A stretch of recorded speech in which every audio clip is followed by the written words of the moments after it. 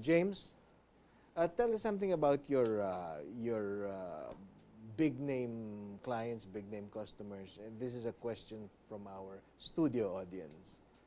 Uh, you've mentioned Rags to Riches and of course Island Rose, but you have other big name customers in the Philippines. In the Philippines, we have a number of customers. FEU University has been with us for a short time.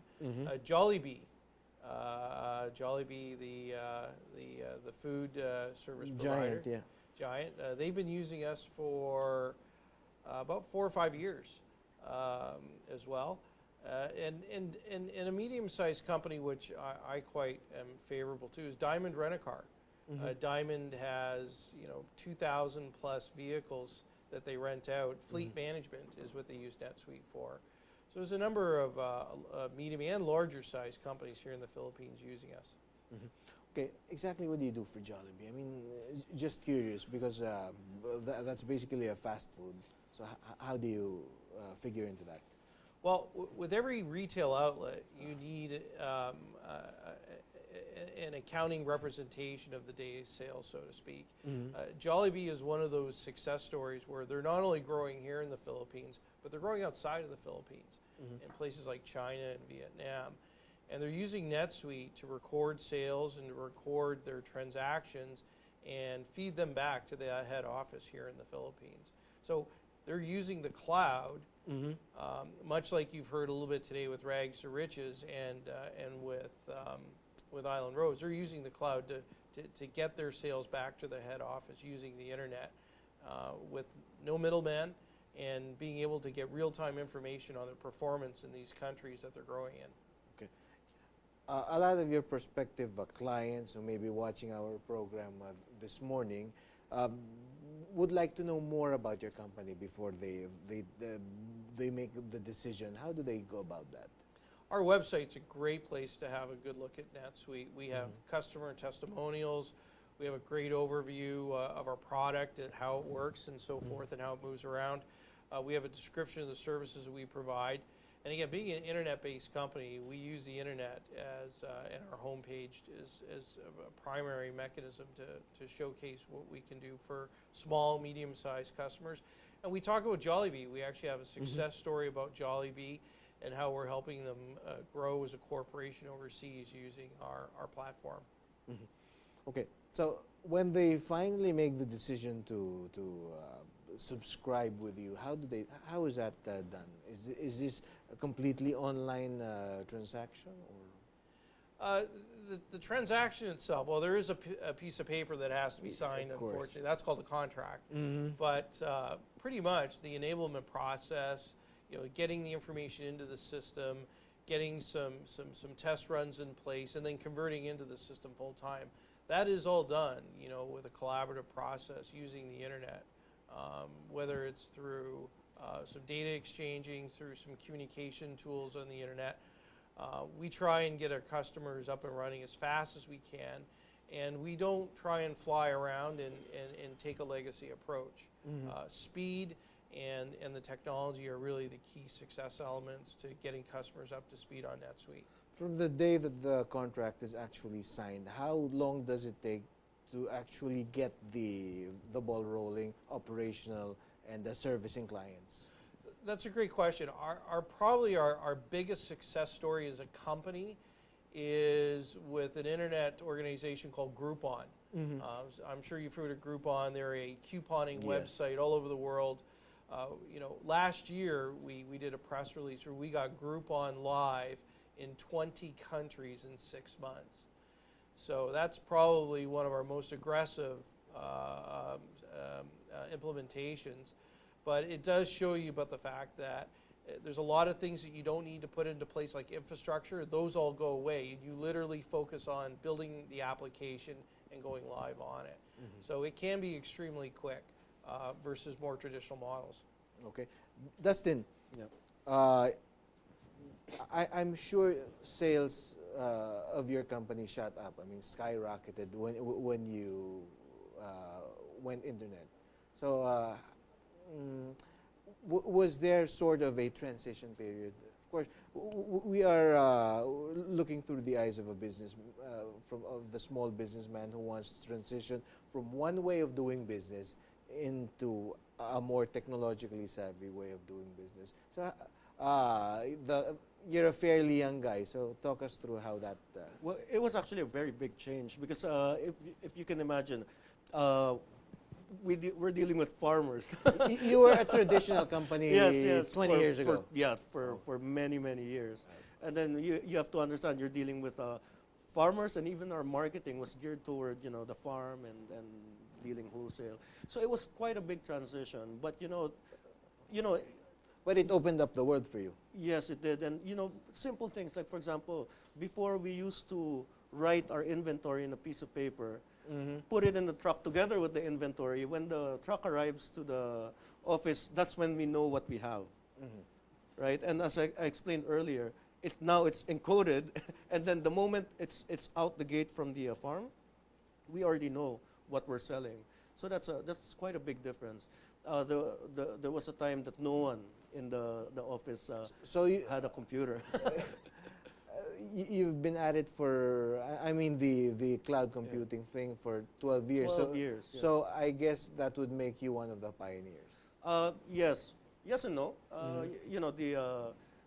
For example, our front end was already on the cloud for the whole 12 years, but it took us many years to convert the entire company into the cloud. But today, even our emails in the cloud, our word processing is in the cloud. So everything is cloud-based now, internet-based. Does James? Is it difficult to convince people to go internet? I mean, everyone's in front of their LCD screen or on their phones, so it must be pretty easy to convince people to make that transition. I think when a company realizes the competitive advantages of moving to the internet or cloud to have its service provided, whether it's its accounting system and running its business, whether it's word processing or its email and so forth. I think once a company realizes that, there's a compelling reason for us to do this. And the benefits far outweigh anything that we could not gain by not doing this. And I think that's really the tipping point.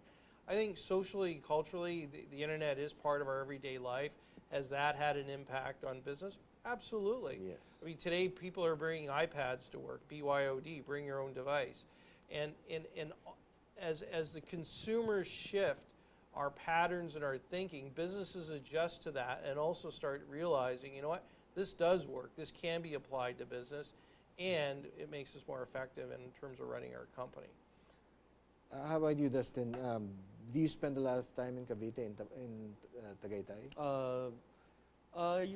Sometimes, yes, but sometimes, I spend a lot of time here in Makati. Okay, so this is essentially a rural place, no? Yeah. But how open are the people there, your employees there, to technology? Oh, now they're crazy about it.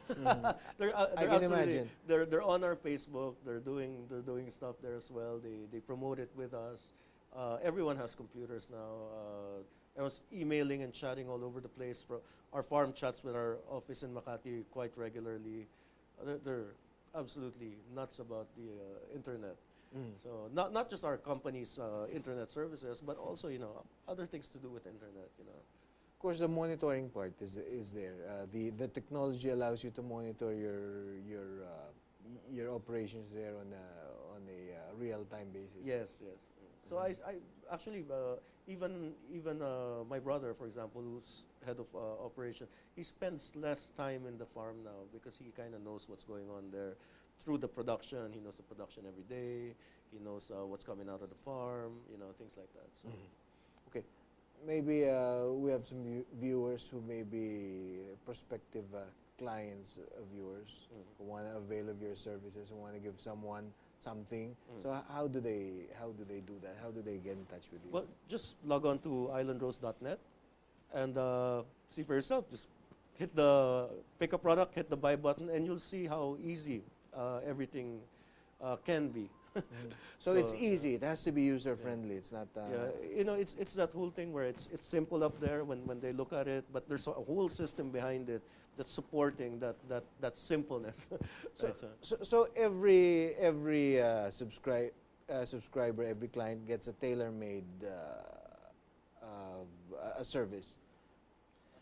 I mean, of course, it shouldn't deviate from the actual services that you give, but there's something tailor-made for everyone.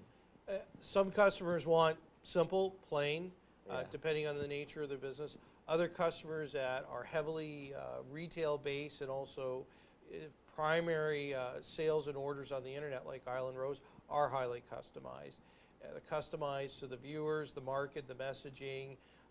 As Dustin has indicated, the configuration, the ease of placing that order, and so forth. But again, in this new age of software, the customizations are there, and you can build a version of NetSuite for your business, whether you're in services, agriculture. We have customers in the sugar business. We have customers in financial services. We have customers like Diamond Rent-A-Car and fleet management. We have customers in food services such as Jollibee. So the nice thing about the product and the platform is that you can tailor it for your business and for the workflows that are typical to deliver that product to market. Okay, on that note, Dustin, your parting shots, your message to the viewers. Oh, well, I guess we're all talking about the internet here. What I would encourage our viewers is to, if they have a business, if they're planning to start a business, start immediately with thinking about how the internet can help it. Because, it's done a lot for our company, and I'd like to encourage everyone to place that value that the internet can bring to their own personal life and their businesses. So. Maybe your plug for the for your business. For my business, okay. Well, again, if they need, if you'd like to send flowers to your loved ones or gifts, we have a whole lineup for you. We got like hundreds of products there, the hundreds of combinations you can send, hundreds of customizations you can do. Just specifically for that specific person you're thinking of, whether it's your girlfriend, your grandmother, your wife, your parents, your sister, your brother. There's so much things. Your other wives. But we've got all sorts of customizations, care of the technologies that the internet can bring. So. James, your message to the viewers who may be contemplating being clients of yours. My advice would be look at every dollar you spend and invest in your business.